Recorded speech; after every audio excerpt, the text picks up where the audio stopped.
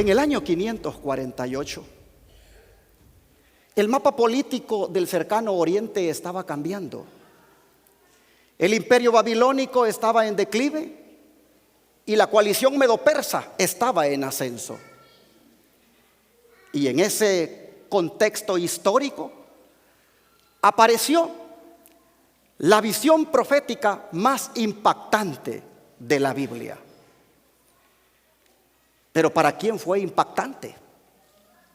Abramos las escrituras en Daniel capítulo 8, versículo 27.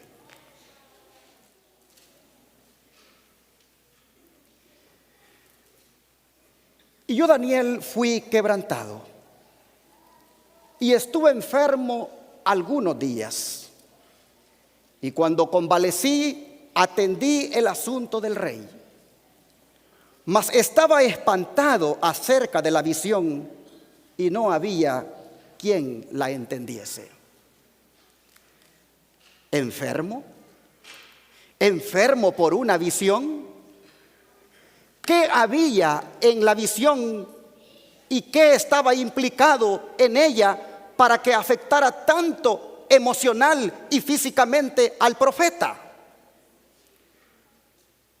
Y es más, ¿de qué visión él está hablando? Ni más ni menos que de la visión que menciona el verso 14. Vamos para atrás. Y el verso 14 dice: y él me dijo, hasta 2300 tardes y mañana, y el santuario será purificado. Pero ¿qué ocurriría durante este periodo?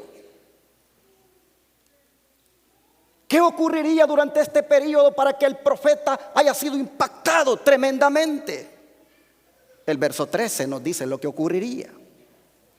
Oí un santo que hablaba, y otro de los santos dijo a aquel que hablaba: ¿hasta cuándo durará la visión del continuo y la prevaricación asoladora que pone el santuario y el ejército para ser hollados? Así que lo que estaba implicado en la visión era toda una rebelión destructora en contra del santuario y sus adoradores. ¿Efectuada por quién? Versículos 9 y 10. Dice: de uno de ellos salió un cuerno pequeño, el cual creció mucho al sur y al oriente y hacia la tierra gloriosa. Y se engrandeció hasta el ejército del cielo, y parte del ejército y de las estrellas echó por tierra y las pisoteó.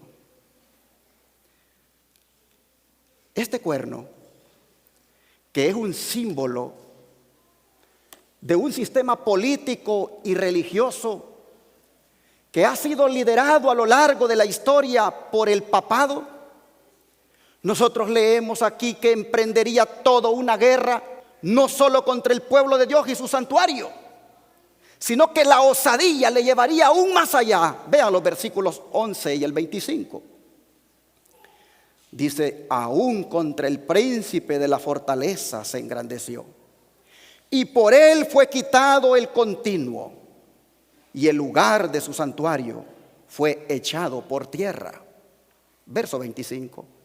Y con su sagacidad hará prosperar el engaño en su mano, y en su corazón se engrandecerá, y con paz destruirá a muchos, y contra el príncipe de los príncipes se levantará, mas sin mano será quebrantado. ¿Se dan cuenta, hermanos? En esta visión que ha impactado al profeta Daniel tremendamente, hay todo un ataque, inclusive en contra de Jesucristo. Y Daniel no puede soportar tan malas noticias. Y lo que es peor, escuchar de que eso abarcaría 2300 años. Ya que los 2300 tardes y mañanas que son citadas aquí, en primera instancia son días, pero significaban años siguiendo el principio de interpretación profética de que en profecía apocalíptica un día equivale a un año. Pero el verso 15, vea lo que dice.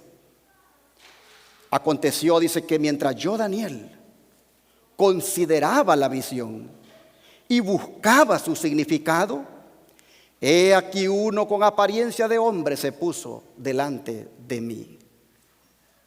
Consideraba la visión y buscaba su significado. ¿Por qué buscaba el significado de la visión? Porque resulta de que para esos días estaba por cumplirse una profecía que un profeta anterior a él había dado. Una profecía que decía que ellos estarían por 70 años cautivos en Babilonia, pero que al terminar regresarían a Jerusalén y por ende su santuario sería restaurado y los servicios que se hacían en él también, incluyendo la purificación. De manera que él no puede concebir cómo por una parte esa profecía de los 70 años está por cumplirse y por otra esté oyendo que por 2300 años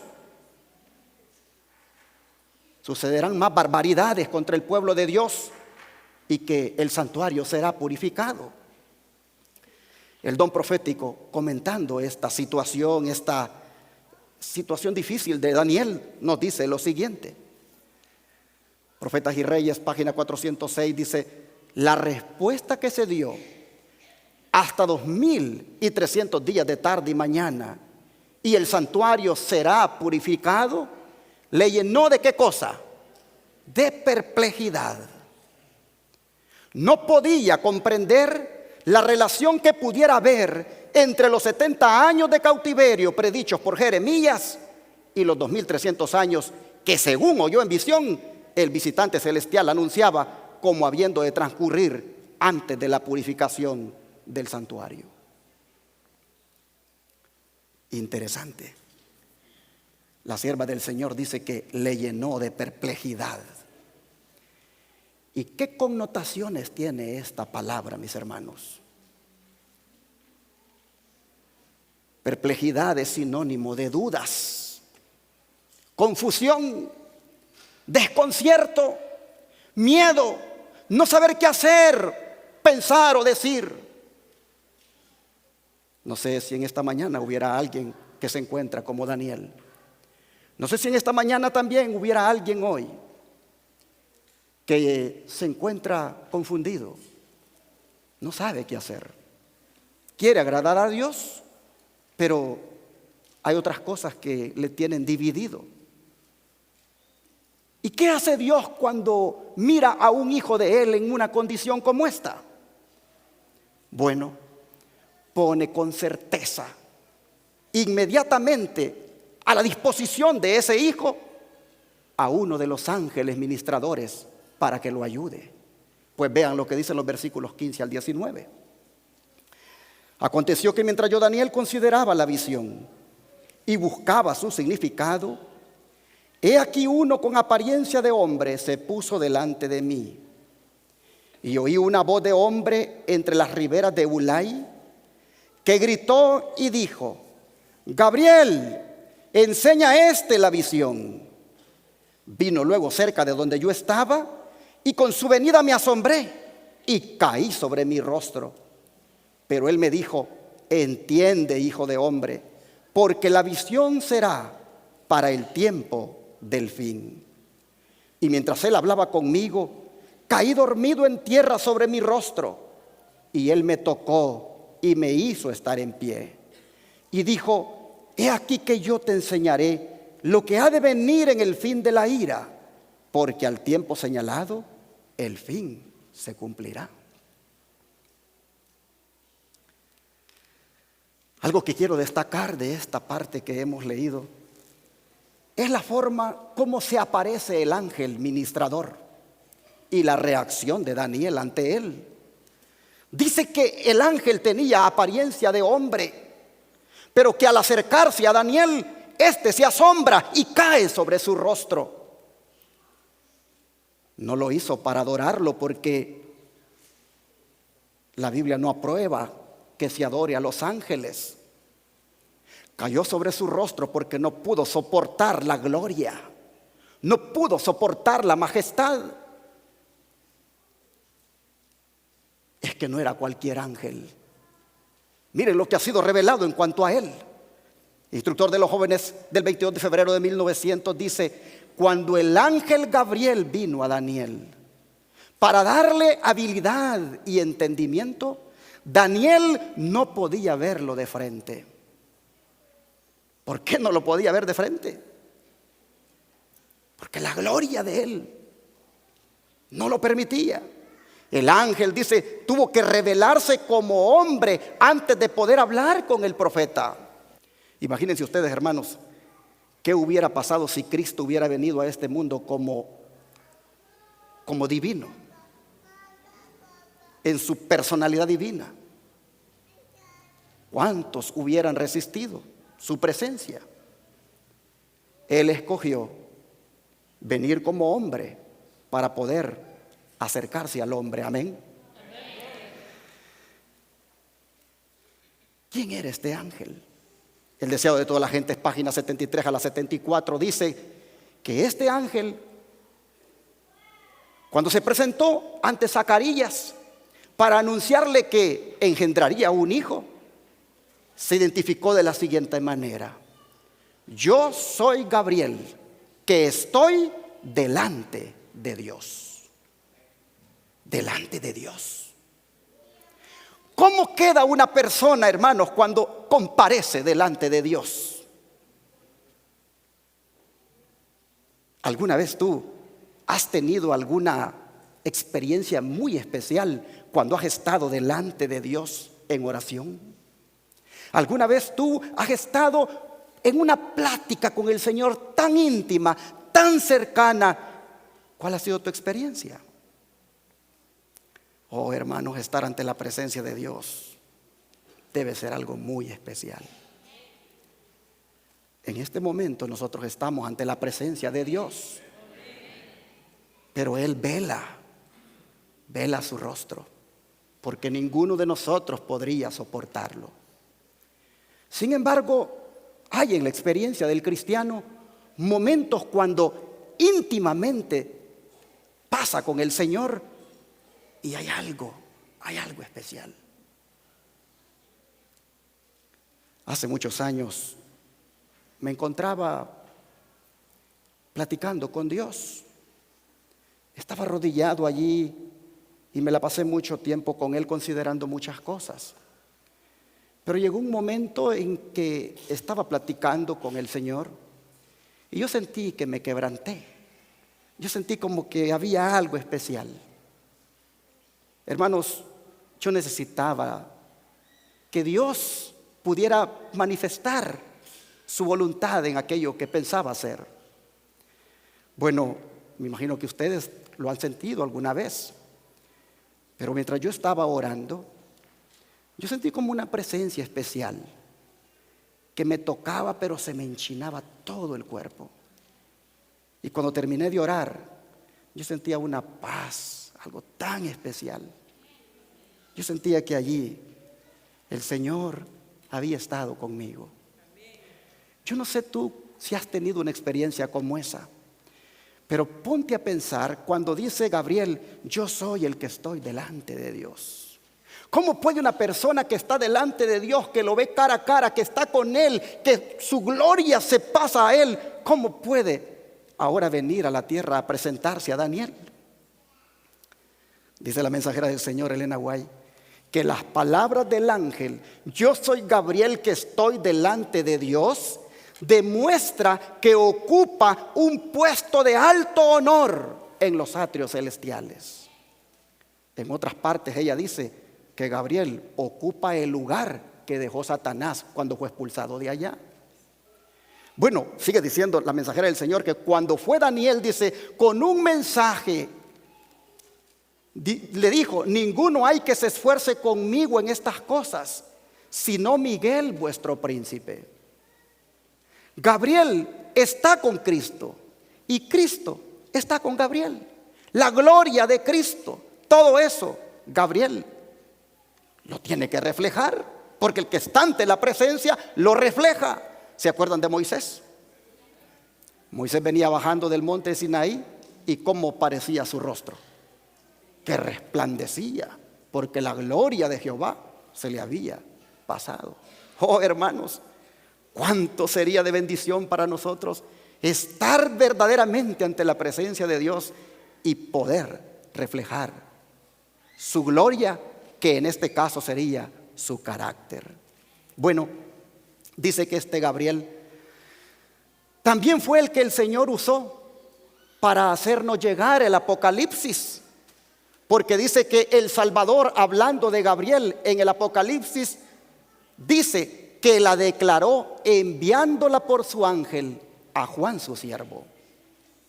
Este Gabriel es el mismo que se le apareció a Juan, y Juan se le arrodilló y le dijo, no lo hagas. Yo soy siervo contigo y con tus hermanos los profetas. Cierra la declaración la sierva del Señor. Admirable pensamiento, dice, que el ángel que sigue en honor al Hijo de Dios es el escogido para revelar los propósitos de Dios a los hombres pecaminosos. ¡Qué misericordia del Señor!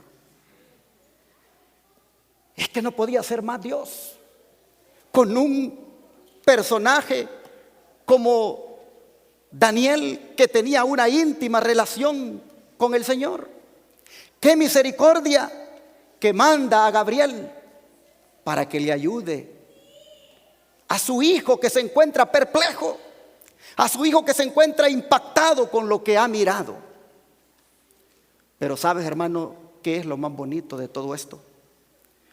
Lo más bonito de todo esto, mis hermanos, es que Dios puede hacer con nosotros lo mismo que hizo con Daniel.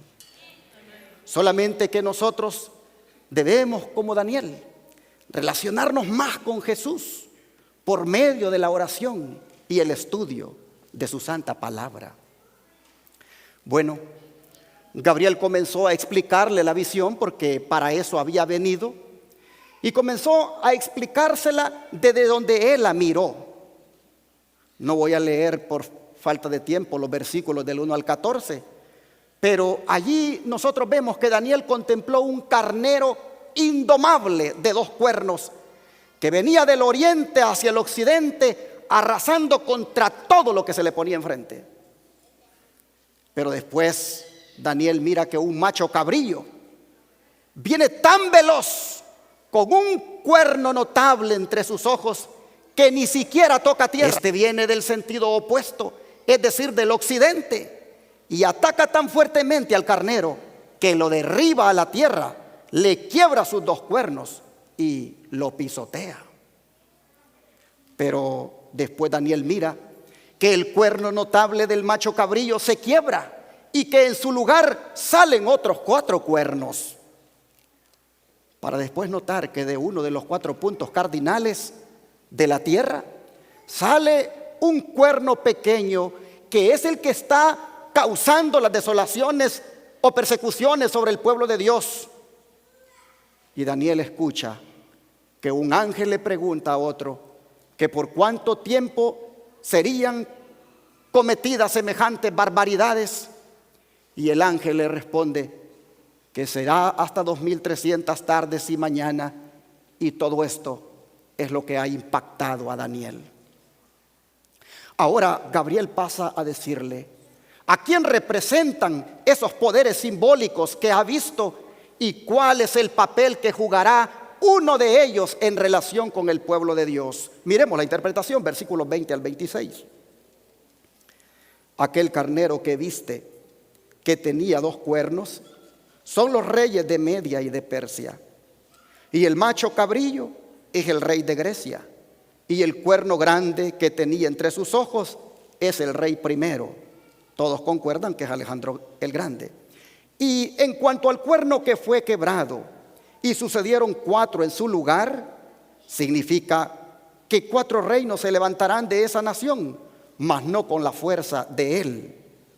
Y al fin del reinado de estos, cuando los transgresores hayan llegado a su colmo, se levantará un rey altivo de rostro y entendido en enigmas, y su poder se fortalecerá, mas no por su propio poder, y destruirá maravillosamente, y prosperará, y hará arbitrariamente, y destruirá a los fuertes y al pueblo de los santos.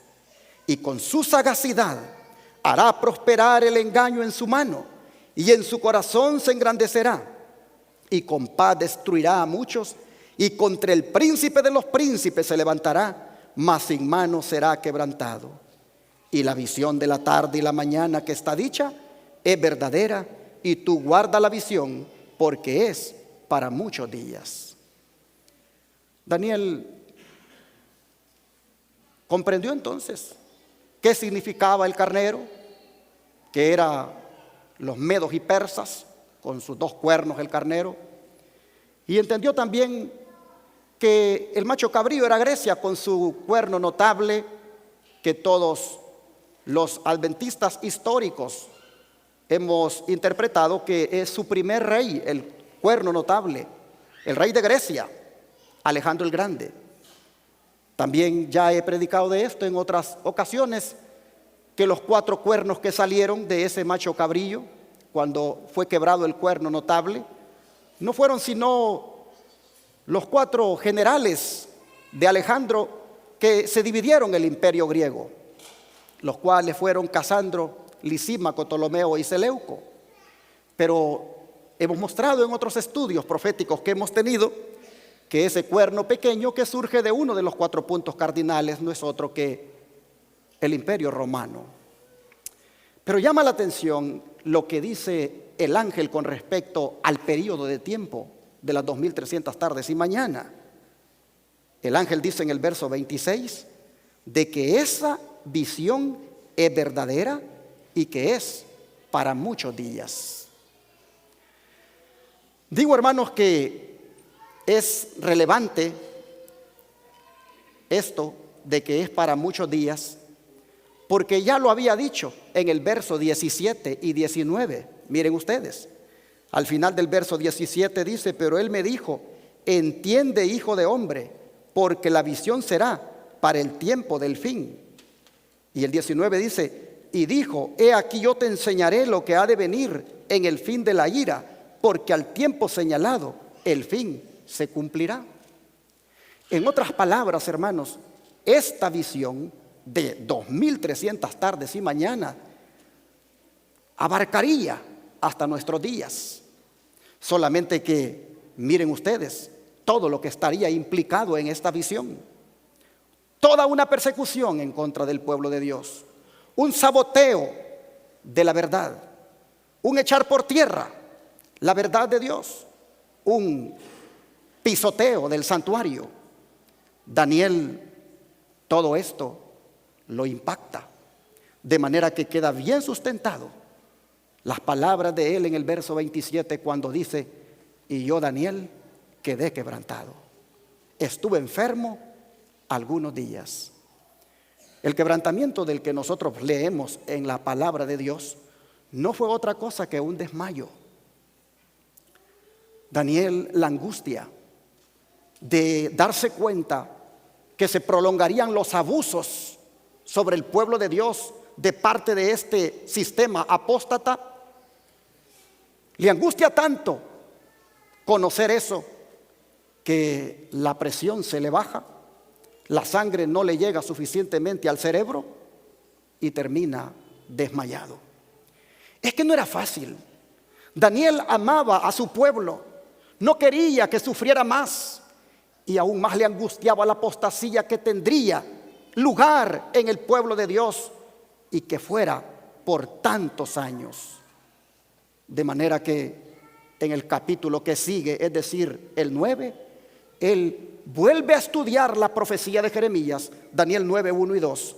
Dice: en el año primero de Darío, hijo de Asuero, de la nación de los Medos, el cual fue puesto por rey sobre el reino de los caldeos, en el año primero de su reinado, yo, Daniel, miré atentamente en los libros el número de los años del cual habló Jehová al profeta Jeremías, que había de concluir la asolación de Jerusalén en 70 años.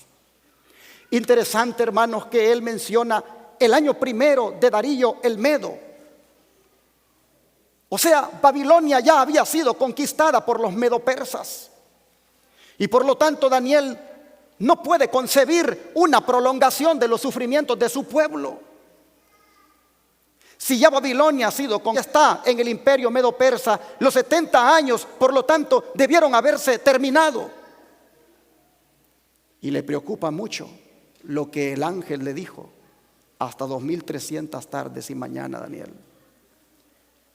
El don profético, comentando esto que hace Daniel de volver a leer, estudiar la profecía del profeta Jeremías, nos dice lo siguiente: preocupado acerca de Israel, Daniel estudió nuevamente las profecías de Jeremías.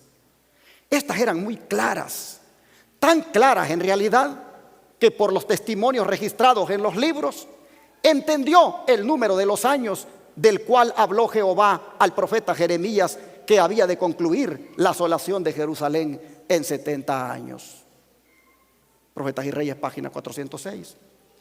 Pero ¿en qué parte de Jeremías se registra tal profecía? Vamos a la Biblia otra vez, a Jeremías 25, 11 y 12, para mirar dicha profecía. Jeremías 25, versículo 11 y 12. Y la palabra dice: y toda esta tierra será puesta en desolación y en espanto, y servirán estas naciones al rey de Babilonia 70 años. Y será que cuando fueren cumplidos los 70 años, castigaré al rey de Babilonia y a aquella nación por su maldad, dice Jehová, y sobre la tierra de los caldeos, y la convertiré en desiertos para siempre. Más claro no podía estar. Babilonia ya había sido castigada. Los medopersas la habían subyugado. Por lo tanto, los 70 años, Daniel confirma en su estudio que se han cumplido. ¿Por qué tuvo que ser llevado el pueblo de Dios como cautivo a Babilonia por 70 años? ¿Por qué esta profecía que dio Jeremías se tuvo que cumplir tan exactamente? El espíritu de profecía dice en la Review and Herald 14:3 de 1907 que Jeremías predijo el cautiverio de muchos de los judíos como su castigo por no prestar atención a la palabra del Señor. Que los caldeos serían usados como el agente mediante el cual Dios castigaría a su pueblo por desobediente, y que su castigo debía estar en proporción con su inteligencia y con las amonestaciones que había despreciado. 3 cosas propiciaron que fueran llevados cautivos. Número 1, no ponerle atención a la palabra del Señor. Número 2, ser desobedientes. Número 3, despreciar las amonestaciones dadas. Daniel era consciente de esto, y porque existía la posibilidad de que el pueblo siguiera en esa desobediencia y se prolongara el cautiverio, él procede entonces ahora a orar de una manera fervorosa, es decir, con mucha intensidad. Versos 3 y 4, siempre aquí de Daniel 9, versos 3 y 4. Dice: y volví mi rostro al Señor Dios, buscándole en oración y ruego, en ayuno, cilicio y ceniza.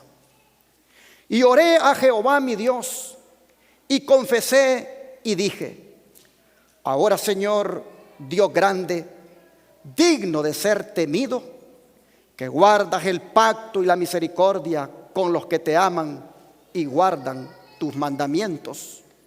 Hermanos, permítanme hacer una pausa aquí, porque quiero destacar los pensamientos que Daniel tenía para con Dios. Es impresionante la manera como él ora. Él dice que Dios es grande. ¿Cuántos creemos eso? Él dice que Dios es digno de ser obedecido. Él dice que Dios es fiel en cumplir el pacto. Él dice que Dios es misericordioso con los que le aman y guardan sus mandamientos. ¿Qué pensamientos los que él tenía para con Dios? Hermanos, si hay una manera en que nosotros deberíamos aprender a orar, es hablarle a Dios de lo que nosotros pensamos de Él. Pero sigamos leyendo esta oración magistral, versículos 5 y 6. Hemos pecado, hemos hecho iniquidad, hemos obrado impíamente y hemos sido rebeldes y nos hemos apartado de tus mandamientos y de tus juicios. No hemos obedecido a tus siervos, los profetas, que en tu nombre hablaron a nuestros reyes y a nuestros príncipes, a nuestros padres y a todo el pueblo de la tierra. Impresionante, impresionante. Él no echa la culpa sobre los orgullosos, poderosos y paganos babilonios. En su oración, él no registra ninguna indignación por la idea de que una potencia poderosa los haya tenido sometidos, siendo ellos una nación pequeña. Por el contrario, él con hombría, él echa la culpa a él mismo y a su pueblo. Esta oración, hermanos, es conmovedora y al mismo tiempo manifiesta humildad, manifiesta confesión. Y eso es lo que debería de llamar nuestra atención. A veces nosotros somos prestos para culpar a otros. Siempre estamos señalando a este o a aquel, pero deberíamos de aprender como Daniel a señalarnos con el dedo acusador a nosotros mismos. Porque si no lo hacemos así, nunca vamos a aprender la lección que Dios quiere enseñarnos y nunca seremos capaces de unirnos a la oración de Daniel, que es la que realmente deberíamos de hacer. Es interesante lo que la sierva del Señor dice. Daniel no antepone su propia fidelidad ante el Señor. En lugar de pretender pureza y santidad, este honrado profeta con humildad se identifica con los que realmente son pecadores en Israel. Qué interesante. No pretendía pureza y santidad. Y yo les pregunto, ¿era puro y santo Daniel? Claro que sí. Él propuso, dice, en su corazón no contaminarse, dejar que entraran impurezas en él. Pero en lugar de pretender, dice, pureza y santidad, él con humildad se identificó con los que realmente eran pecadores en Israel. Daniel era muy sabio. Dice que la sabiduría que Dios le había impartido era tanto más superior a la sabiduría de los grandes hombres del mundo, como la luz del sol brillando en el cielo a mediodía es más brillante que la estrella más débil. No obstante, dice, considérese la oración de los labios de este hombre tan grandemente estimado por el cielo. Con profunda humillación, con lágrimas y corazón desgarrado, suplica por él mismo y por su pueblo. Abre su alma delante de Dios, confiesa su propia indignidad y reconoce la grandeza y majestad de Dios. Qué sinceridad y fervor caracterizan sus súplicas. La mano de la fe se estrecha hacia arriba para apoderarse de las infalibles promesas del Altísimo. Su alma está luchando con agonía y él tiene la evidencia de que su oración es escuchada. Él sabe que la victoria es suya. Y luego viene la aplicación y se los pongo ahí en rojo. Si nosotros como pueblo oráramos como Daniel oró y lucháramos como él luchó, humillando nuestros corazones delante de Dios, pudiéramos tener respuestas tan marcadas a nuestras peticiones como las que fueron dadas a Daniel. ¿Estamos de acuerdo? Escuchad, dice esta sierva del Señor, cómo Él presenta su caso en la corte del cielo. Así está escrito en ese libro, Vidas Santificadas, en la página 46 al 47. Que revise su vida, si anda transgrediendo el sábado, si anda transgrediendo el séptimo mandamiento, siendo infiel a su esposa o su esposo, si anda con las idolatrías modernas de este tiempo. Lo que fuera, mi hermano, mi hermana, que encierre la transgresión a la ley de Dios, usted debe pararlo ahora mismo, porque las consecuencias son nefastas. Hemos pecado, hemos hecho impíamente, hemos transgredido tu ley y por eso estamos aquí cautivos, decía Daniel. La sierva del Señor Elena White, comentando esta oración y estas palabras de Daniel, miren lo que dice: la carga de su corazón era por Israel, que no estaba en el sentido más estricto guardando la ley de Dios. Él reconoce todas las desdichas que han venido sobre ellos en consecuencia de sus transgresiones de la santa ley. Él dice: hemos pecado, hemos hecho impíamente, porque a causa de nuestros pecados y por la maldad de nuestros padres, Jerusalén y tu pueblo son el oprobio de todos en derredor. ¿Sabe lo que esto significaba? Lo siguiente: que los judíos habían perdido su carácter peculiar y santo como pueblo escogido de Dios. Eran como los demás. Vida Santificada, página 46 a la 48. ¿Somos nosotros culpables de lo mismo que fue culpable Israel? ¿Somos nosotros hoy en día también conscientes de que hemos violado la santa ley de Dios? ¿Tenemos nosotros que arrepentirnos de algo que nosotros estemos haciendo a la santa ley de Dios en transgresión? Sin duda que sí. Hoy, dice la sierva del Señor Elena White, hay gran necesidad de justamente tal arrepentimiento y confesión, que sean sinceros y de todo corazón. Aquellos que no han humillado sus almas delante de Dios en reconocimiento de su culpa, aún no han cumplido con el primer requisito de la aceptación, que es el perdón. Si no hemos experimentado ese arrepentimiento, del cual no tendremos que arrepentirnos, y no hemos confesado nuestro pecado con verdadera humillación de corazón y espíritu quebrantado, aborreciendo nuestra iniquidad, si no hemos hecho así las cosas, no hemos buscado entonces con sinceridad por el perdón de nuestro pecado. Y si nunca hemos procurado eso, nunca hemos encontrado la paz de Dios. La única razón por la cual no pudiéramos tener remisión de pecados del pasado es porque no estamos dispuestos a humillar nuestros orgullosos corazones y cumplir con las condiciones de la palabra de verdad. Hay instrucción explícita tocante a este asunto. Confesión de pecado, ya sea pública o en privado, debe ser de todo corazón y expresada sin restricción alguna. No debe ser forzada del pecador. No ha de ser hecha de manera descuidada y rápida u obligada por aquellos que no tienen sentido del carácter aborrecible del pecado. La confesión, que está mezclada con lágrimas y tristeza, que es el derramamiento de lo más profundo del corazón, encuentra cabida en el Dios de infinita piedad. El salmista dice: el Señor está cerca de los de corazón quebrantado y salva a los de espíritu contrito.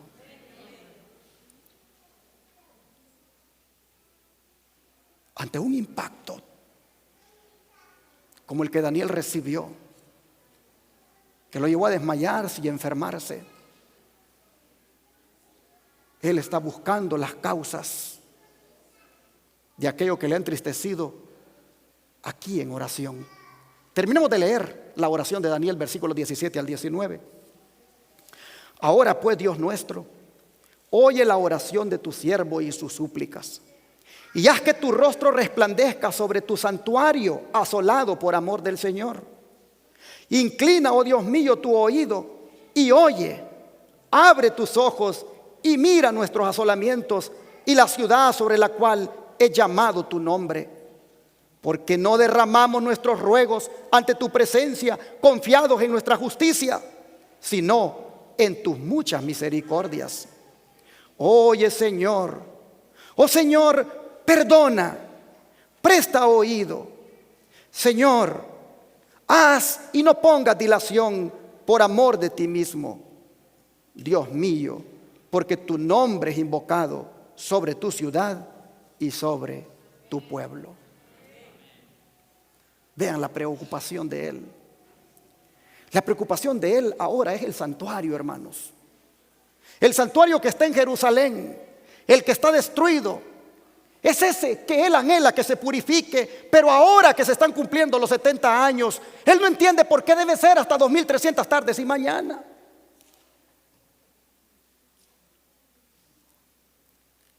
El espíritu de profecía dice que el corazón de Daniel se tornó con el deseo intenso al santuario desolado de Dios.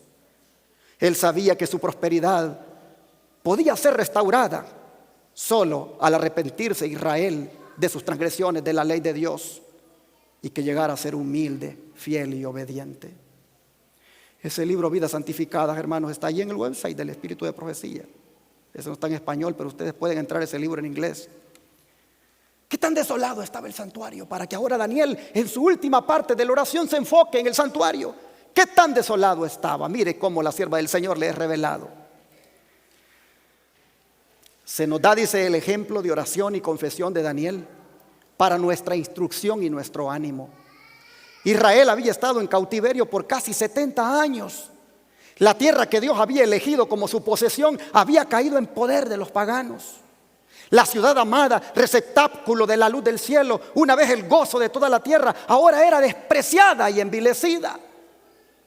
Estaba en ruinas el templo que había albergado el arca del pacto de Dios y a los querubines de gloria que proyectaban su sombra sobre el propiciatorio. El mismo lugar de su ubicación era profanado por los pies de los impíos.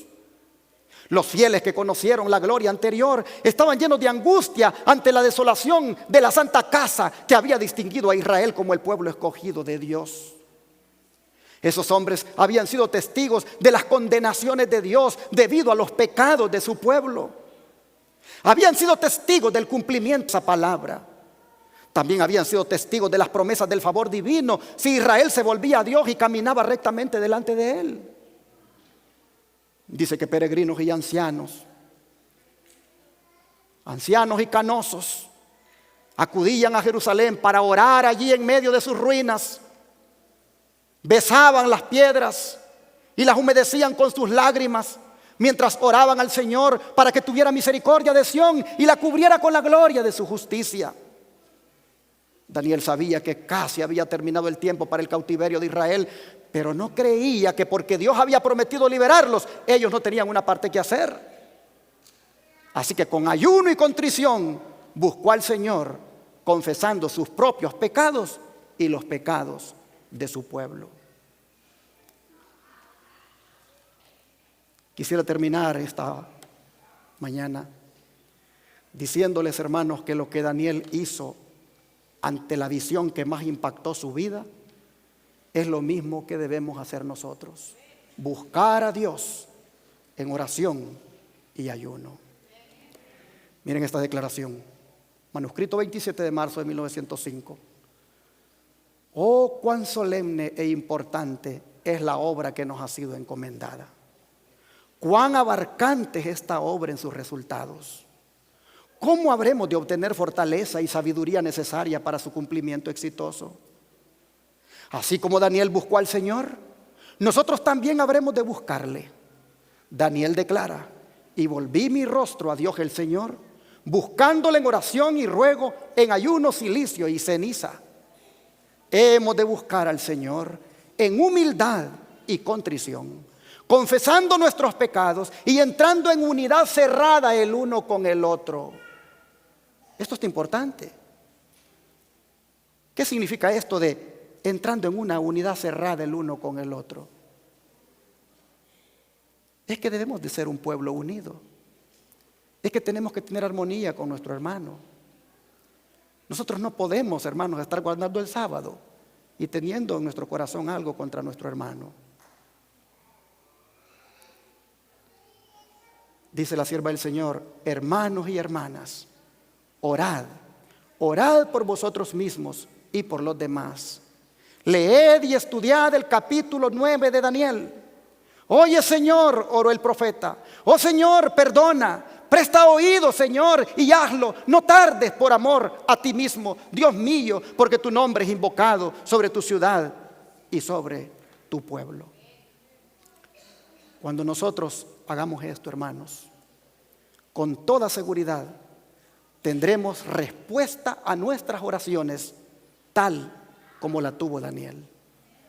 Los versículos 20 y 21, con los cuales termino, nos dice que aún estaba yo hablando y orando y confesando mi pecado y el pecado de mi pueblo Israel, y presentaba mi súplica delante de Jehová mi Dios por el monte santo de mi Dios. Y todavía estaba yo hablando en oración cuando aquel varón Gabriel, al cual había visto en visión al principio, volando con presteza, vino y me tocó como a la hora del sacrificio de la tarde. Hermanos y hermanas, ¿para qué venía el ángel Gabriel esta vez? ¿Qué tipo de respuesta le traía? Eso lo veremos en el próximo tema profético que les voy a presentar. Por ahora, Dios bendiga su palabra.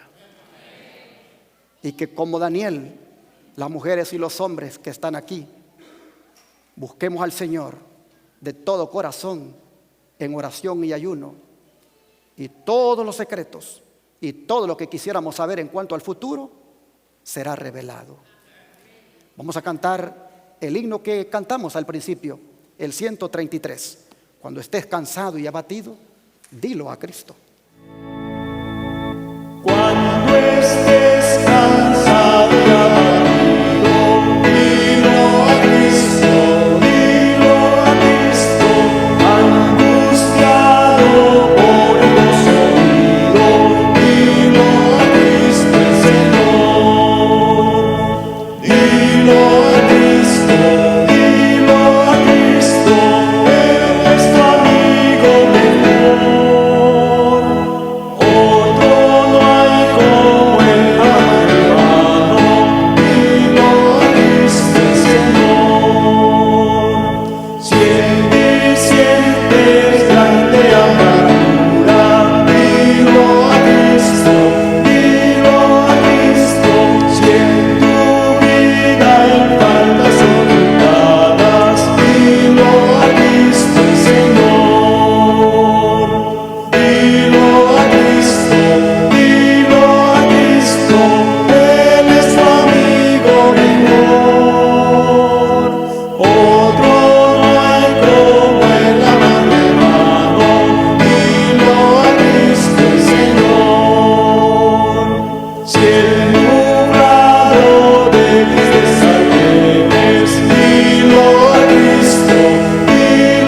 Cristo, sin saber de tu mañana vienes, dilo a Cristo el Señor, dilo a Cristo, Él es tu amigo mejor. Otro no hay como el amado hermano, dilo a Cristo el Señor. Te perturba el contemplar la muerte, dilo a Cristo, en el reino anhelas tu moverte, dilo a Cristo el Señor, dilo a Cristo, Él es tu amigo mejor. Otro no hay como el amado hermano, dilo a Cristo el Señor. Todas las palabras que dice ese himno son justamente las cosas que sin duda Daniel experimentaba con aquella visión profética más impactante que recibiera en su vida. Este sermón yo lo voy a continuar el próximo sábado con otro título, pero es prácticamente la continuación, porque vemos que Gabriel ha llegado para resolverle a Daniel todo el impacto. Y allí hay una gran lección para nosotros. Vamos a arrodillarnos para orar.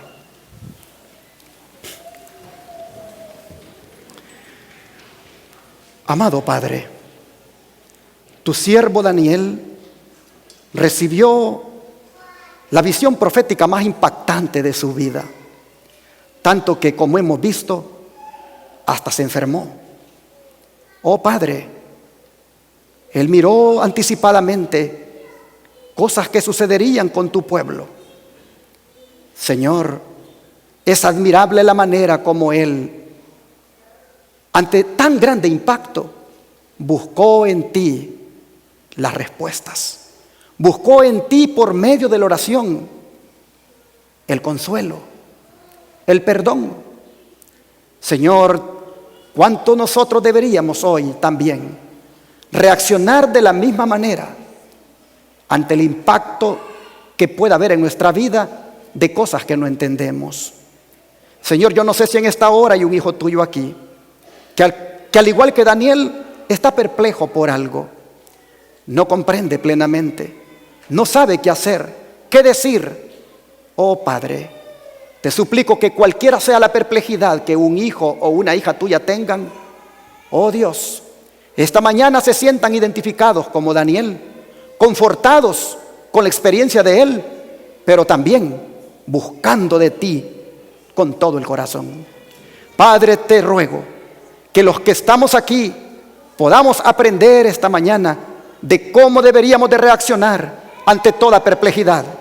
Y te pido para que de aquí, mujeres y hombres, salgan dispuestos a buscarte a ti con todo el corazón, en oración, y dispuestos a respetar tu santa ley. Gracias, Padre, por tu palabra, en el nombre de Jesús. Amén.